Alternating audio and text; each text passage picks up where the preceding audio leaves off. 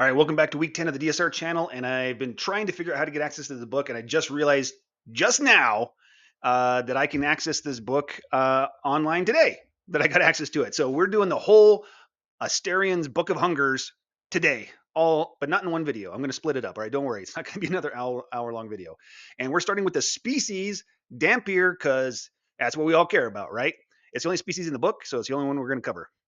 All right, and say what you want about the mixed bag of mechanics we've been getting, but their art is on point. I love this art.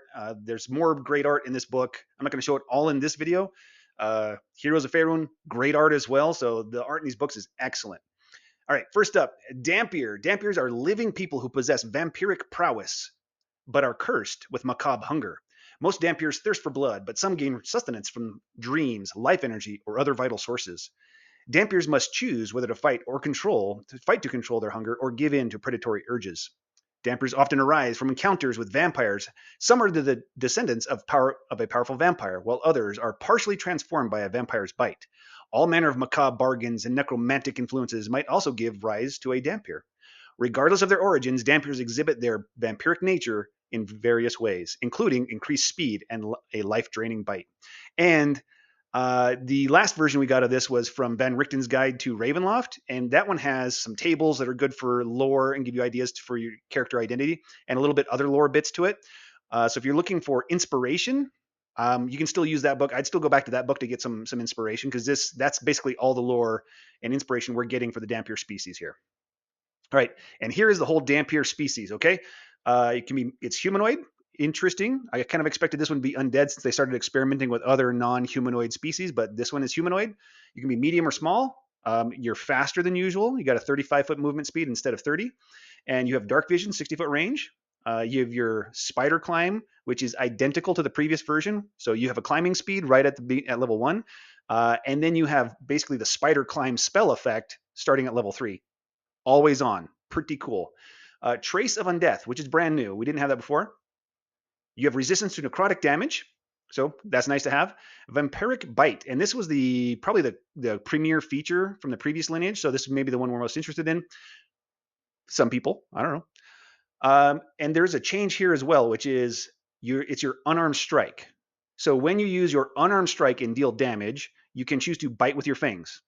You deal piercing damage equal to 1d4 plus your constitution modifier instead of the normal damage of an unarmed strike.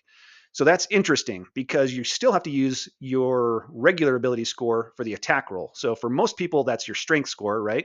For the attack roll. And then you use your constitution for the damage. They've never mixed that before. So that's an interesting change. I wonder if that was intentional. Maybe. Monks would still use their dexterity for the attack roll. But would use Constitution for the damage. So and the 1d4, between the 1d4 and the Constitution, that's probably a serious damage downgrade for the monks because your dexterity is certainly higher. So anyway, interesting. But you can still have the rider effects that you got previously from the bite.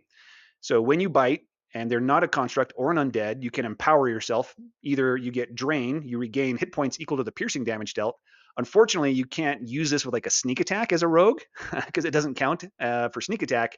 Otherwise, that would be a lot of hit points to regain. But I'm sure Colby from D&D Optimize can figure out crazy ways to optimize this thing.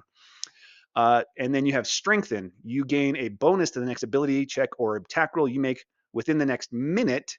The bonus is equal to the piercing damage dealt. And then you can empower yourself with this trait a number of times equal to your proficiency bonus, and you regain all expended uses when you finish a long rest. There is another little change embedded in there, which is probably a good one, which is previously there was no time limit on when you got that advantage, right? That bonus to the next ability check or attack roll. It was just the previous version just said the next one, and that was it. This one says it has to be a minute. So probably makes sense. It doesn't make sense that if you bite somebody one day and then the next day you never make another ability check or attack roll, for like 17 hours, and then the next day you get that bonus. It doesn't make sense. So I think it makes sense that it's limited to 1 minute. So cool. And that's it. That's the new species. So probably better than it used to be because it's probably better that your attack roll on that vampiric bite is based on your strength or dexterity because those are probably higher than your constitution. So it is interesting that they even bothered to switch it to constitution for the damage at all. Maybe they wanted to nerf it a little bit, kind of rein it in. I mean, it wasn't really a nerf because before it was your attack roll and your damage was based on the Constitution modifier, and so you had to kind of like optimize around that and make Constitution your primary ability score to really, optimize around that. So now you don't have to as much. So that's probably an upgrade that they did that.